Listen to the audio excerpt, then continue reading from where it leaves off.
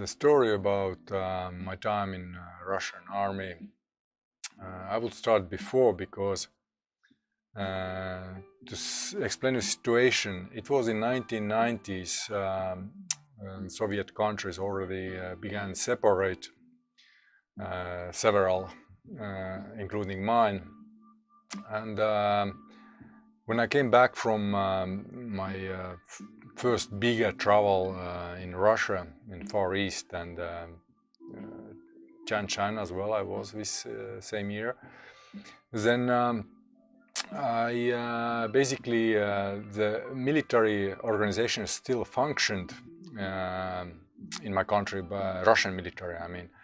But it was clear that we are not going to be there very long. So the local people was giving option not to go to a Russian army, but to do some service at home, in home country. And I wasn't that kind of guy because there wasn't any military yet, own military. It was still Russian military protecting the country from, let's say, foreign interventions. And own military didn't exist, and you basically had to do some work for half a year or to do some, let's say, training, just local training camps, military style because it wasn't real military yet. Even now it isn't. It's so many 20 years fast in my country where we may have one tank. So anyway, I'm going away from team. The point is that I wanted to have some benefit as well, not going to army just like that. I didn't have a driving license, professional driving license for trucks. So I went to DOSAF. It's a military organization, Russian military organization, which trains you before going to army. So I was 6 months there. Before going to army, I got my driving license for truck and BTR. It's in English, I don't know. It's amphibious car and 8 wheels. So I got driving license for that as well. And when I went to army, I was dropped into the Uchebka. It's this training camp first, not a real Vaiska. Vaiska, it means acting army or something like that. So in training camp I was. But some training camps are not easier than real army because you really get trained there. So I got dropped into a tank battalion. And I was I think 2 weeks or 1 month, no more. I was there because they were missing people in active army, and they already, it's a crisis time. Countries were leaving Russia, and nobody wanted to go to army, and so I went to voluntarily. I was given option not to go, but I said to officers that I want to go because I was the last from my country, last team who actually went to Russian army, because I wanted to grow up a man and I wanted to have a real training to protect the country, any country where I will live in future, to learn war art a little bit too. Even though before army, in Soviet times, we had trainings and shootings from Kalashnikov, and we knew already because it was part of my technical school training. It was obligatory in my country. Every man had to go through shooting training, and girls did the medical first aid training. And the point was that I went voluntarily, last team, and in Uchebka I was given option to go to the army or continue studying tanks. So I decided I want to go to real army, not to just hang 1 year or half a year studying. Engineering. I already came from engineering school, and I wasn't a big fan of engineering, but I was fine with engineering stuff. It wouldn't give me anything new. I mean, to keep studying there. just a particular technology of a tanks, but nothing new in technological sense. So before I skipped to the army where I was, I say a few words about Uchebka. It was fun, you know. Fun thinking back, but it wasn't fun when I was there. For example, when we had shower, it was cold shower completely, and temperature, I went in winter, end of winter, and it was 0 degrees outside, and when you take shower, cold shower, completely cold shower, and come out, then you have cold, and we had over half of personnel got sick, and really sick. I mean, I don't know if somebody died or not, but because I was already, for that time, I was gone after these issues to the real acting army. But acting army, because I wasn't in war, but they are different names, just let's say like that. So we had drills all the time, at night time and the morning, anytime you had drills how to make beds, and anyone who has been in army, we know it's not fun. Everything has to be very neat, and it's not, you don't have time to do it. Like 20 seconds, you stay still in the bed, and you know already, because you wake up, you after a few days, you already wake up before the alarm. And you already prepared that as soon as the alarm goes off, you just have 20 seconds to get clothes on, to get bed done, and you get on the pastroika. It means that everybody is online, and everybody, of course, 20 seconds, it's impossible first. After you have to, and you will. And first it was 1 minute, and less and less and less, and all this kind of fun stuff. But Uchebka is like our closest officers. Actually, they were all the guys who were same guys as us before, and we were like tired and angry. We didn't want all this kind of drill to do on us neither, because a part of this we had also running and with gas masks, etc. And I skipped that because our first superiors, I mean starshina, like first rank after the simple soldier, they just when the alarm was that there is a gas attack, and everybody ran out to the field with masks to crawl on the camp side. Starshina, with our team, I was lucky, our team was, I think, 20 people, something like small group, because everybody's spread to the groups. They just went out of a little, it was like training city, let's say, a training city, and they hid behind the wall. And after lying down there behind the wall, instead of going to run with gas masks, because Uchebka is big, there are thousands of people, but they don't count everyone. So our little group of 20 people, we just hid behind the low wall was, but we had to still hid very early in the morning in the dark, that nobody could see us. We couldn't hang around. So after, I don't remember, it was very long. It felt very long. Maybe it was half an hour or something. But if it's 0 degree outside, a minus, that you can't move and you are still. So after a while, you start to wish that you better be running and keeping yourself warm. But and people started to come up when we kind of came into out little by little, and joined and made tired faces.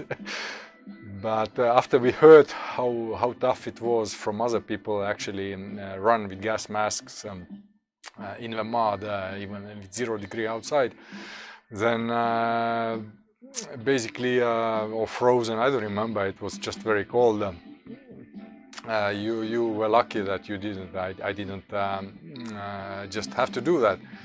But that was these are the few memories which I had from. There wasn't really a fight in Uchebka. It was we just anybody didn't have time for that, for internal conflicts. We just studied and made our like training drills, and that's it. But when I got to acting army, it was actually not real acting army, but I think certain information might be still confidential, so I don't tell where and where it was. But I was a driver officially. I was a driver of a big truck, and also, if necessary, of a bit air. But I was assigned to a trucks company, which I never drove. All the trucks were there neatly on the stands, so it was like kind of reserve battalion. But it wasn't because of that that we didn't drive a lot. Sometimes we went out to the fields and in forests, and we had this fun. But when you were in the division, it was not fun because we weren't very busy. And where soldiers are not very busy, then all the soldiers in Russia time is dedovshina called. Dedovshina means it's like all the guys are just making younger guys to work and having fun over them. So as soon as I arrived, I mean, the first day, it was just we got our caserm, our team, and there were a few guys who weren't any officers, just all the guys, usual soldiers as us, came into our younger guys' casern. And kazarma, I don't know how it's actually called in English, but kazarma, it's in Russian. Kazarn, I think. So they came in and made everybody stand up and made like pastroika to control everyone, to see their faces, to teach them a lesson, like first lesson. And I was just lying down on the bed, and I didn't follow the orders because I knew they are not officers, and I was very well prepared, I mean, in martial arts. So I think, okay, I'm not gonna just follow orders which are not postroju. Postroju, it means not by the law, let's say, but not by the army law.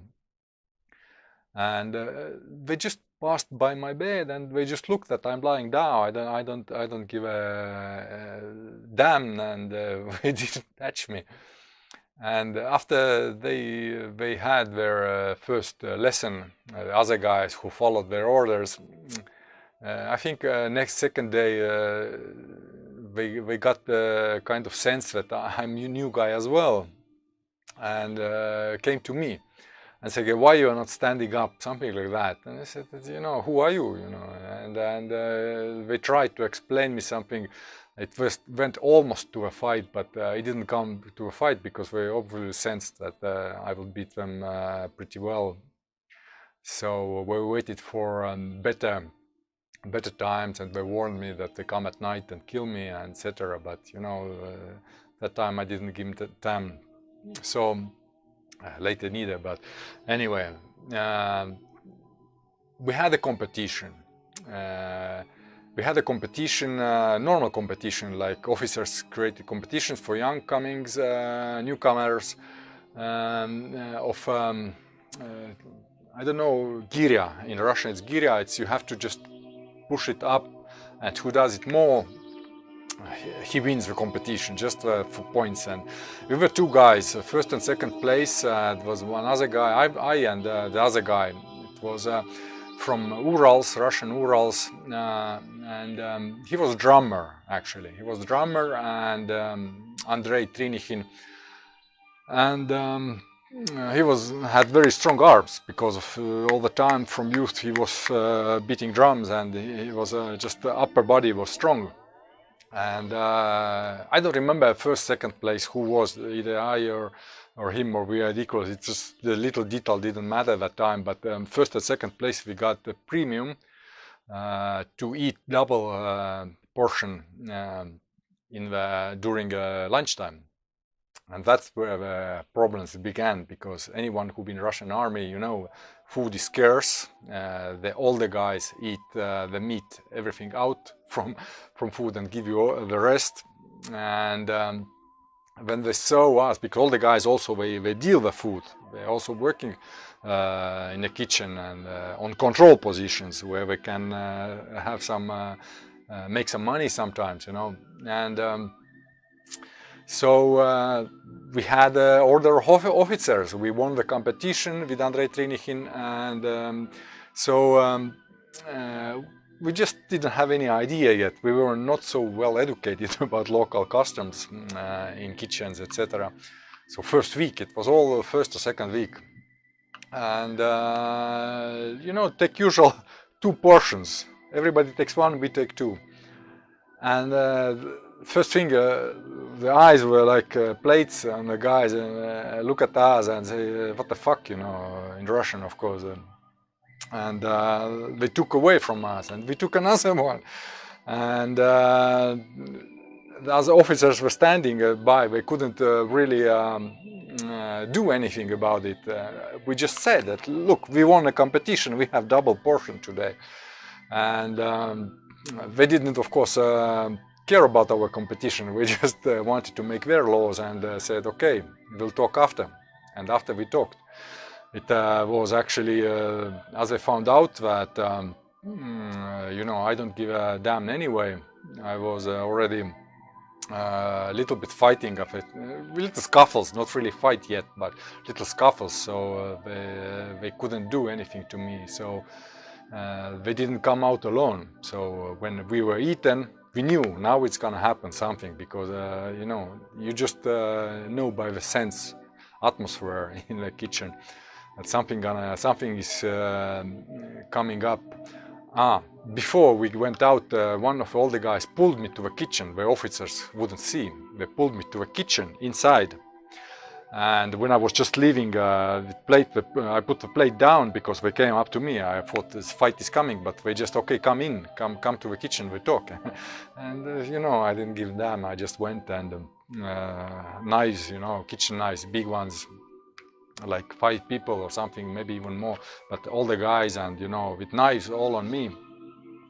And started to explain me something, and we just about to start a fight when officer came in, because they saw something is happening, that nobody's working anymore delivering food, and they left me in peace, so I could go out. But I knew that continuation gonna happen after.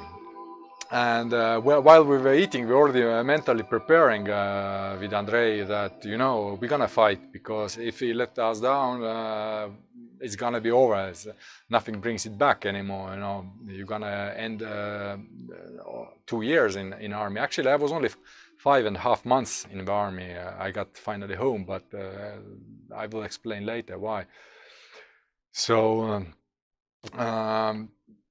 We went out. After eating, we prepared. We told everybody else in our rota. Rota, it means our little, not even division. It's like part of, you know, 20 people just who lived in the same casern. We told the guys we got to fight, or we're gonna have bad time after. You know, let's better to do all together right in the beginning, stick together, and you know, we just. They're normal people. They're coming from, you know, usual civilian life, and many of them didn't know anything about fights. They were scared to death, so we couldn't find any support. So we decided we're gonna fight anyway. We're gonna fight 2 of us only. And I was well prepared, but Andrei was just very brave. He was just a drummer. He wasn't any martial art expert, or even I don't remember that he knew anything, but. So officer was still eating. Our rota was, our division, little camp, 20 people went out already. So, and then we see like were coming like 50, 60, 100 people, all the you know, Russian Asia guys. Who's from Russia, he knows, like they're a little bit normal, a little bit smaller in height, but they are more aggressive usually, and like darker face, darker skin, I mean. And you know, we started to move a little bit, because officers, we were still outside of kitchen waiting for officers. And I don't want to make this story very long. Anyway, we moved a little bit away, and like 50, 100 people around us. And we took back to back with Andrei, and everybody was like 2 meters away, and we started to explain something, but then suddenly it went just like 20 seconds. Suddenly it started, it was 20 seconds, it was all over. And when officers arrived, There were like people holding their backs and holding their eyes and everybody around, but not us, not any of us. It's just I even didn't know myself that I was so well prepared, because I never had like a real fight for life, because they could have killed us, But probably something kicked in after so many years of training and hard training. I was really training hard martial arts in different ones. So it kicked in, and when you're scared, not scared, but when you know that you're gonna either die or fight, so it was instead other people were just lying down. And when after officers run, and because people get black skin guys, they got scared when they saw already like 10 people lying around. They told me it was 15. They Sam told me after it was 15 people who were injured after, but I saw something like 10 people, and we started to run away. I mean, staying back, because they knew we couldn't do anything. And when officers came and started to ask what happened, and nothing happened, like nothing happened. Just people fell down. But they of course, they knew what happened. And later, next morning, yeah, we called 2 people, me and during morning Bastroika, morning division control in the how it's called in English, I don't know even, na placu. It means on the open field. I mean, where everybody stands up. We have like 1,500 people in this division. It was quite a big one, but so me and the Andrei, we were called out in front of division. And I think it was less, because it seems it was less people, but probably not everybody was same time in the. I knew it was 1,500. Somebody told, but not everybody was same time in the internal camps. Some divisions, parts of division were in the field training. So I didn't see so many people, but several hundred people anyway were there, and we were called in front of a division, and the general, some of the generals, I don't remember his rank, told that, look guys, so these are the real soldiers, so you have to fight. After that, everybody knew our faces, me and Andrei, and we were left alone. Nobody touched us. They came to us and wanted to be friends, all the guys, and some of them started kind of, let's try with me. They said, no, I'm not gonna try. Try me, you have to kill me, because if you don't kill me, I kill you, So they left us alone. But anyway, I had some health problems, allergy, since young age, and I began having skin coming off my fingers and on the head, and so I was put in medical medical sunchast, it's called, like for control, and it was because of bad food, probably because food was really bad in Soviet times in army. Lack of vitamins, and as I had already allergy before when I was young, it showed up suddenly. And officers knew me already. Everybody knew me there, and Andrei. But Andrei was still in the real casern. I was in medical casern, so.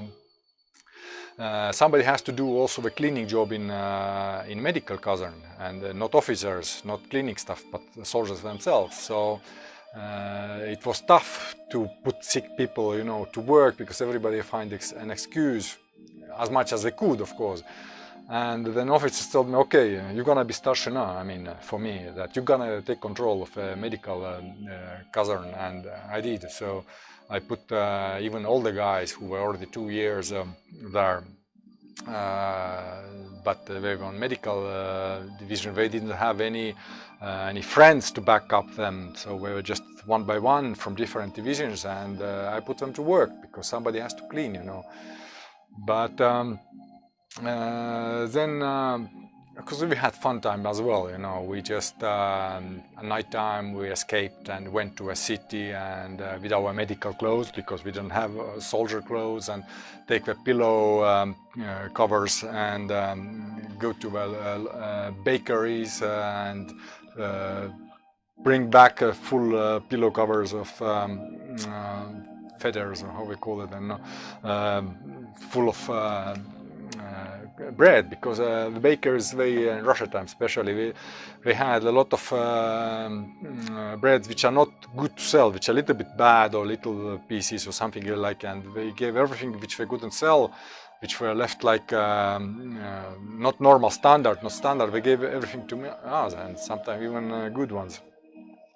And when we came back and they divided, of course, between us, and they ate. They hid in the pillows for a couple of days sometimes, the bread, because it was missing. Food was even in the medical part was missing. But I see how long it is already, my talk. Maybe I should cut the video, but anyway, I finished the army talk with that I had pretty good time in that sense, but psychologically it was tough, because I was used to freedom. As I told, I was traveling through all the Russia, and the military, you still had to watch your back all the time. You didn't know who had a grudge on you because of you are just young and borzy. It means you are too you think too much of yourself, you know. So it was that sense. It wasn't even tough, but toughest time, and psychologically, was the lack of freedom. Lack of freedom before I was, because I was 5.5 months. I wasn't all the time medical. I was also in a field for a couple of weeks, and I had fights there. And there they basically explained me, a couple of older guys, they explained me that you cannot finish alive in army like that. In our 1,500 people division, 5 people get killed. I mean, in internal, not on war, internal conflicts. So how many of them got injured seriously, you don't know, but 5 people ended up dead in 5 months, 5.5 months. So you can imagine it wasn't easy. And all the guys, when I was in camping, I mean not camping, we were on the field in the forest, and one day then people went to eat. They called me to another casern, to their casern, 2 older guys, and they just said, you just have to respect older guys as well, you know. And because I was protecting one guy, I protected once one guy who was about to be beaten up, and the older guys just said me that you cannot protect anyone who doesn't fight for himself, and they were right. So basically, one had a shovel in hand, another one, I remember, with a hammer or something had in hand, and they said that just to teach you a lesson, you have to give one hit. And I was thinking that what's better, to get one hit or to beat them down, because I could. But I thought, okay, less trouble. I let them, one guy, to hit me once in the face, just to accept that they were right. And they broke my lip, and that's the only injury I had in army, a part of my allergy. But then I was left apart, and I didn't protect anyone anymore. Like they had some fights with other guys, and everybody has to fight for himself in Russian army, or to be a part of a team, and everybody has to fight, but not like somebody goes to protect anyone. That's not the way it works in Russian army, at least. So after these issues were over, and I was basically having good time, and I still didn't mention the toughest moment psychologically. It was in Russia. It's like Krasny Uголок. It's like something like red corner in like a socializing place. Let's say we have a couple of minutes or half an hour sometimes free time as well. Even in Russian army. So there was like one room called Krasny Uголок, and nobody was doing nothing, just relaxing. And when I watched the pictures, because there were just some beautiful nature pictures from Russian, I don't know, Siberia or something, and I was thinking back that I missed it so much. I missed it so much for freedom, that not to fight, not to watch your back, and not to have this poor food. The food was probably even worse when I, no, not worse actually. I had worse time in travel times as well, but not all the time. But in military you had all the time bad food and all the time had to watch your back, and you didn't have any relax. It was a tough moment psychologically when it was a moment of calm, and you were on your own, and you watch these beautiful pictures on the wall in the red corner, and I was just so much missing the freedom. It was just hurting like soul. I was 18 years old. Imagine, I wasn't any gang member, never. So I didn't have such a tough life psychologically that nothing would care anymore. So that was when I felt like how much I missed the freedom. That was a tough moment, like psychologically, really. It crunched the soul. It's like, but I had to carry on. And then just happened that my father died when I was in army, and they found me through the officers in my town. So because I didn't tell anyone where I went, only my parents know I'm in the Russian army, but they didn't even know where. And they found me many days later, because even the army didn't work so well. They didn't know where I go, so I had to send information, and up to where they found me up. And when I got home, and during the home, I collected all the documents to show that I had this allergy since I was young already, and I could have stayed in my country and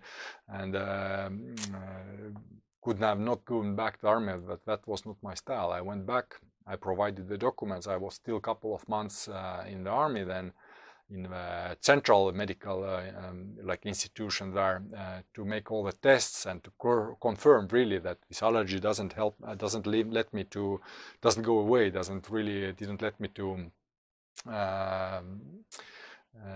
carry guns or whatever, because the skin was coming really off. It was just blood, and sometimes even up to bone some places. So it was really bad. I wanted to get rid of it, but I couldn't, because something was really wrong in my body, in metabolism, and skin was coming off my head as well. So I don't still know, because I never had it so bad. I never had before, I never had after the army. So probably their psychological stress together with the bad food and everything, it just blocked my organism somehow. So they let me free. But one thing I forgot to mention, that army, everybody in army, after first few weeks you have to take prisyaga. Prisyaga is like oath to army, oath to the country, and I refused that. I said, listen guys, not like that, but I explained to officers that I came voluntarily. I couldn't have not come. I came here to be a soldier, but I don't give any oath to any country, any army. I just I'm ready to protect the people when necessary against aggression. And it was ЧП. ЧП – it means чрезвычайное положение. And this is an extreme situation in army, because nobody ever had refused to give oath to army. So I refused, and I was still sent to a camp outside in a forest. So the general of the division came to a forest and to talk to me in pretty angry voice, and said like, what the fuck is that, like you have to take or I will send to Kuril Islands. And I responded him that I just came from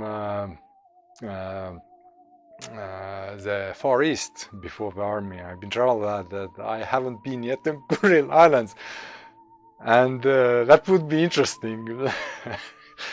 And he looked at me like such a face I can't make this expression, but he looked at me and said that it will not be fun there anyway, he said me, but I knew he's not gonna be sending me there anymore, because nobody from, countries were separating from Russia, so they wouldn't do that. I kind of felt it. I saw anger in his face, but I saw he wasn't really like shouting on me neither, because he understood me. But I came here voluntarily in army anyway. And but for him was problem. Even he was like a general of a whole division. He had to somewhere write protocols to Moscow probably that one guy refuses to take oath. And because of that, I wasn't given any watch posts with arms, because without taking oaths, you can't carry arms. I mean, I could, but I preferred probably better not to, and because of just juridical reasons. And when I was official driver, which I never drove during the army. I had a lot of training before and after, of course, but in the army I didn't went so far. Just when I was in camping before we started to do the driving lessons. Many of the Russian actually who came from mountains, they bought the driving licenses. They even didn't know where all the stuff is in the cars, and we were sent back and to different divisions probably. But it's just a story about the general sense about this army, and I was basically it was just running and training distance in a forest before, and as I was only 5.5 months in army, I couldn't go to really like driving missions, just watching cars in garage standing on the wooden like blocks. And what else? That's it about the army story. So when I get back, finally I got decommissioned, and I went back. I still, of course, went to center in my town to present there that I arrived back from the service, and present my documents, and they basically gave me the army document that I've been in the army, and I'm just decommissioned, but just still in reserve. But that was written that they took the oath. So I look at that, I say, I haven't taken oath, you know. So I don't know, I got this, and I said, no, I haven't taken any oath. So I gave it back to him and said, like, correct this, and I'm not gonna take that. And he did. He just wrote something on top of that and put a signature. I remember it was like that. Maybe it was different, but it was how my memory works right now. That I remember that he corrected that, and I finally took it. But when political issues began in my country and it was separating, and I basically threw them away. I burned them, all this kind of stuff. I wasn't really politically well aware. I was philosophically, yes, because I studied martial arts and also history of martial arts and philosophy of martial arts and